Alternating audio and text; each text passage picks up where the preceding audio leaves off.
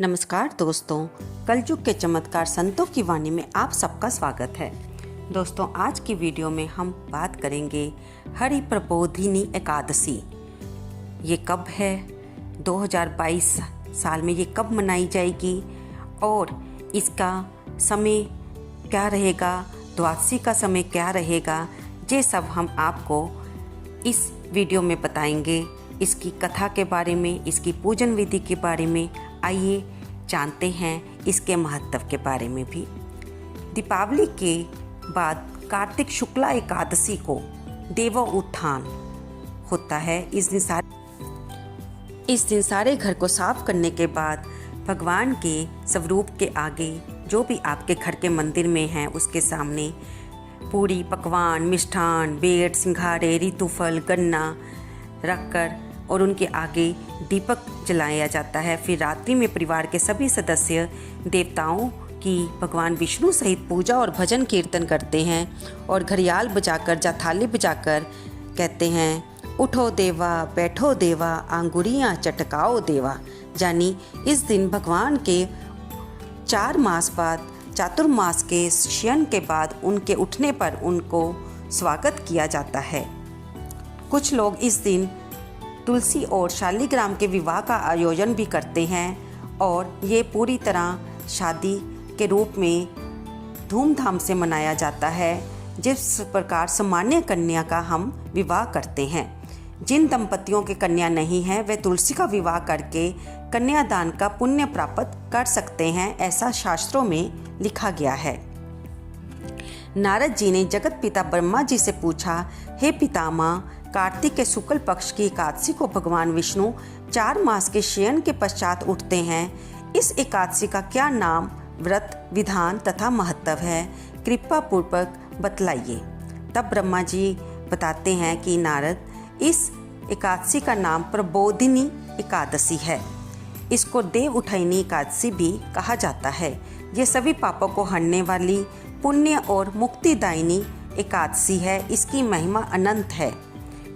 मनुष्य को जो फल 1000 अश्वमेध और 100 सूर्य यज्ञ से मिलता है, वही प्रबोधिनी एकादशी के व्रत से मिलता है। अब नारद जी के पूछने पर ब्रह्मा जी कहते हैं कि हे पुत्र नारद, एक बार भोजन करने पर 1 जन्म और रात्रि को भोजन करने से 2 जन्मों तथा पूरे दिन उपवास रखने से 7 जन्मों के पाप नष्ट हो जाते हैं। और जो वस्तु अप्राप्य हो, वह भी इस दिन व्रत रखने से हमें प्राप्त हो जाती है। बड़े बड़े भारी पाप और अनेकों पूर्व जन्म में किए हुए संपूर्ण पाप भी इस व्रत के करने से क्षण भर में नष्ट हो जाते हैं। विधि पूर्वक थोड़ा सा पुण्य कर्म भी बहुत फल देता है, लेकिन विधि रहित अगर अधिक भी किया जाए तो उसका फल नहीं मिलता। संध्या ना करने वाले, नास्तिक, वेदों की निंदा करने वाले, धर्मशास्त्रों को दूषित करने वाले, पाप कर्मों में लीन, धोखा देने वाले, ये सब चंडाल के समान है। जो विधवा अथवा साध्वी ब्राह्मणी का भोग करता है, उसका कुल नष्ट हो जाता है, पर स्त्रीगामी के संतान नहीं होती और उसके पूर्व जन्म के संचित श्रेष्ठ कर्म भी नष्ट हो जाते हैं। जो गुरु और ब्राह्मणों की निंदा करता है, अहंकार युक्त बात करता है, वह भी धन और संतान से हीन होता है। भ्रष्टाचार करने वाले, चंडालों से भोग करने वाले, दुष्ट और नीच पुरुष की सेवा या संगति से भी जो पाप लगते हैं, वह भी इस हरि प्रबोधिनी एकादशी के व्रत से नष्ट हो जाते हैं। जो मनुष्य अपने मन में ही इस दिन व्रत रखने का संकल्प करते हैं, उनके 100 जन्मों के पाप नष्ट हो जाते हैं। और जो रात्रि को जागरण करते हैं, उनकी आने वाली 10,000 पीढ़ियाँ स्वर्ग में जाती हैं और वे नरक के दुखों से छूटकर प्रसन्नता के साथ विष्णु लोक को जाते हैं। जो फल समस्त तीर्थों में स्नान करने से प्राप्त होता है, वही पुण्य इस एकादशी की रात्रि को जागरण करने से प्राप्त हो जाता है। ब्रह्मा जी आगे बताते हैं कि इस संसार में जितने भी तीर्थ हैं, उन सब के स्नान, दान आदि का फल इस व्रत से मिलता है। इसलिए सभी को यथाशक्ति इस व्रत को अवश्य करना चाहिए। जो ज्ञानी हैं, तपस्वी हैं, जितेंद्रिय हैं, उनके लिए ये व्रत बहुत ही फलदायक होता है और वे इसको करने से मोक्ष के अधिकारी भी हो जाते हैं। हरि प्रबोधनी के दिन जो मनुष्य भगवान के प्रसन्नार्थ स्नान, दान, यज्ञ आदि करते हैं वे अक्षय पुण्य को प्राप्त होते हैं। मनसा वाचा कर्मणा, इस दिन भगवान की सेवा करने से, भगवान का भजन करने से मनुष्य के पाप नष्ट हो जाते हैं। इसमें रात्रि को जागरण करने का फल चंद्र ग्रहण अथवा सूरज ग्रहण के समय पुष्कर में स्नान करने से भी 1000 गुना अधिक है। जो मनुष्य इस दिन का व्रत नहीं करते उनके पुण्य व्यर्थ हो जाते हैं। ब्रह्मा जी के हमें ये समझाने का मतलब यही है कि अगर हम अपनी ज़िंदगी में व्रत नहीं करते, व्रत करने का अर्थ क्या होता है कि उस दिन हम अपनी यथाशक्ति निराहार या फलाहार या अकेले जल का सेवन करके यथाशक्ति भगवान को सिमरन करें, उनका पूजा पाठ करें, उनका भजन करें। उससे हमारे पाप नष्ट हो जाते हैं और हमें सद्बुद्धि प्रदान की जाती है।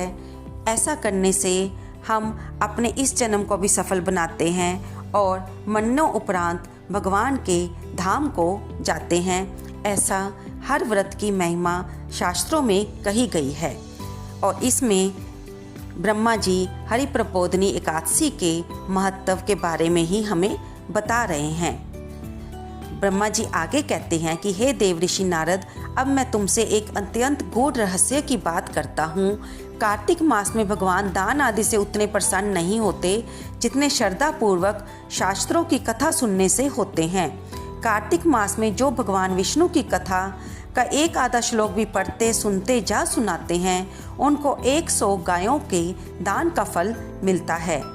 इसलिए कार्तिक मास में मेरे सन्मुख बैठकर मेरी कथा अवश्य पढ़नी या सुननी चाहिए। इससे पाप भी नष्ट होते हैं और अनेक यज्ञों का फल मिलता है। जो नियम पूर्वक हरि कथा सुनते हैं वे गौदान का फल पाते हैं। जो मनुष्य भगवान की कथा सुनने के पश्चात वाचक को अपनी समर्थ्य अनुसार दक्षिणा देते हैं उनको सनातन लोक मिलता है। अब नारद जी इससे के बाद ब्रह्मा जी से इस व्रत की विधि पूछते हैं। ब्रह्मा जी कहते हैं कि सुबह 2 घड़ी शेष रात्रि रहने पर ब्रह्म मुहूर्त में उठकर स्नान आदि से निवृत्त होकर भगवान की पूजा करके कथा सुने और व्रत का नियम ग्रहण करें। भगवान से प्रार्थना करें कि हे प्रभु, आज मैं निराहार रहकर व्रत करूंगा और दूसरे दिन द्वादशी को भोजन करूंगा, इसलिए आप मेरी रक्षा कीजिए। और फिर भक्ति भाव से व्रत करें। रात्रि को भगवान के आगे जागरण, नृत्य, गीत आदि करने चाहिए। प्रबोधनी एकादशी को कृपणता त्याग कर पुष्पों, फलों, अगर, धूप, दीप, नैवेद्य आदि से भगवान का पूजन करना चाहिए। शंख में जल भरकर भगवान को अर्घ्य दें, इससे समस्त तीर्थों का करोड़ गुना फल मिलता है। जो मनुष्य अगस्त्य के पुष्प से भगवान का पूजन करते हैं उनके आगे इंद्र भी हाथ जोड़ता है। कार्तिक मास में बेलपत्री से भगवान का पूजन करने से मुक्ति प्राप्त होती है। कार्तिक मास में तुलसी का भगवान के साथ पूजन करने से 10,000 जन्मों के पाप नष्ट हो जाते हैं। तुलसी का दर्शन, स्पर्श, नमस्कार, स्तुति, रोपण, जल से सिंचन और प्रतिदिन पूजन तथा आरती करने से, कथा सुनने से और कथा पढ़ने से करोड़ों युग तक विष्णु लोक में निवास होता है। मंदिर में दीपक जलाने का नियम लेने वाले को घी और बत्ती का दान अपनी यथा योग्य शक्ति के अनुसार चांदी के पात्र में रखकर ब्राह्मण को दान करना चाहिए। हे नारद, जो बुद्धिमान इस प्रकार चातुर्मास का व्रत निर्विघ्न समाप्त करते हैं उनका पुनः जन्म नहीं होता। दोस्तों, इसी हरि प्रबोधनी एकादशी के दिन ही एक तरह से व्रत का समापन माना जाता है। इसके 5 दिन तक जो भीष्म पंचक व्रत होता है वो निभाने के बाद कार्तिक पूर्णिमा के दिन चातुर्मास व्रत को पूर्ण समझा जाता है। व्रत करने वाले की तो बात ही क्या, इस कथा को पढ़ने और सुनने मात्र से अनंत गौदान का फल मिलता है। दोस्तों, अब हम जानेंगे कि इस बारे में हरि प्रबोधनी एकादशी के बारे में जो कथा शास्त्रों में लिखी गई है। इसके संबंध में कथा है कि भाद्रपद की एकादशी को भगवान विष्णु ने शंखासुर नामक राक्षस को मारकर भारी थकावट से शयन कर कार्तिक शुक्ल एकादशी को नयनोन्मोलित किए थे, यानी कि वे इस दिन जागे थे। इस तिथि के बाद ही शादी विवाह आदि शुभ कार्य होने शुरू हो जाते हैं। दोस्तों, अब हम जानेंगे कि इस एकादशी का समय क्या है। जानेंगे हम कि ये एकादशी 3 नवंबर की है या 4 नवंबर की। दोस्तों, इस बार ये एकादशी 4 नवंबर दिन शुक्रवार को मनाई जाएगी। इसका समय 3 नवंबर गुरुवार की शाम 7:31 से शुरू हो जाएगा और 4 नवंबर शुक्रवार शाम 6:08 तक रहेगा। इसलिए ये व्रत 4 नवंबर शुक्रवार को इस साल रखा जाएगा और इस दिन द्वादशी 4 नवंबर शाम 6:09 से शुरू हो जाएगी और 5 नवंबर शनिवार शाम 5:07 तक रहेगी।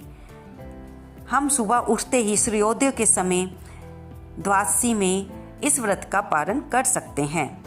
दोस्तों, राहु काल का समय 4 नवंबर को 11:15 से लेकर 12:15 तक रहेगा।